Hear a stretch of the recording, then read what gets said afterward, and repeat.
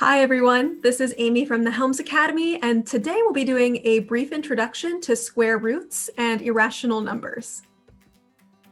So to start, when we talk about square roots, we're talking about a number that when multiplied by itself becomes another number. So for example, we know that 4 times 4 is 16. So the square root then of 16 is 4. We can also think about square roots as you see the square on the screen.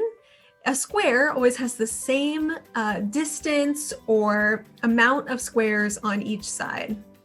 So you can see there are 4 squares across the top, 4 squares across the side, 4 squares across the bottom, 4 squares across the other side.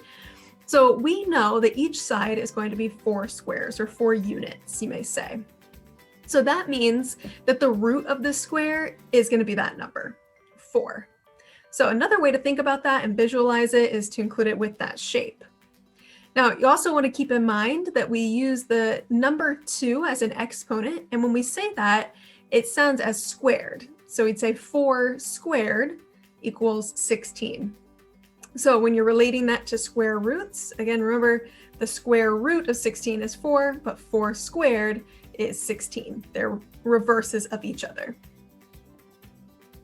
So you could also look at it here on this particular image. You can see we have another square to look at, and each side of the square is 7 units. So that means that if we do 7 times 7, we would get 49, or 7 squared equals 49. 2 different ways of writing that.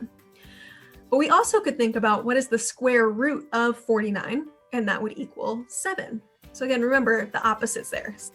7 squared equals 49. The square root of 49 equals 7.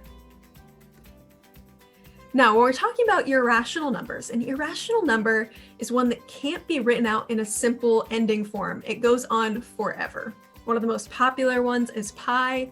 You can see here 3.141592653589799, and it goes on forever.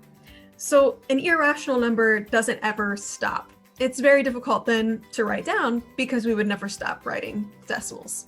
Sometimes you will see these shortened. For example, pi you also often see as 3.14, but the reality is that it is actually an irrational number. So when we're talking about square roots, sometimes we use them to help cover up an irrational number or make it easier to deal with.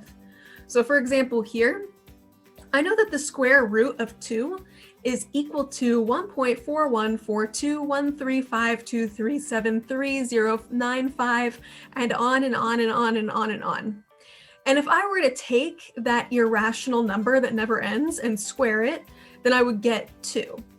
However, that number is going to be very difficult to write down. And so if I want to keep its accurate representation and its real value, but I don't want to write all of that, sometimes I'll just leave the number as the square root of 2.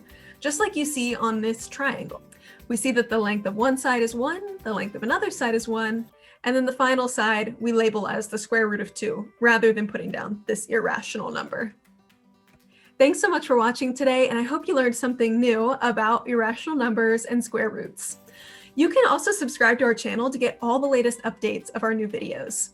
Check out the Helms Academy too on Instagram and Facebook, and on our website at helmsacademy.org.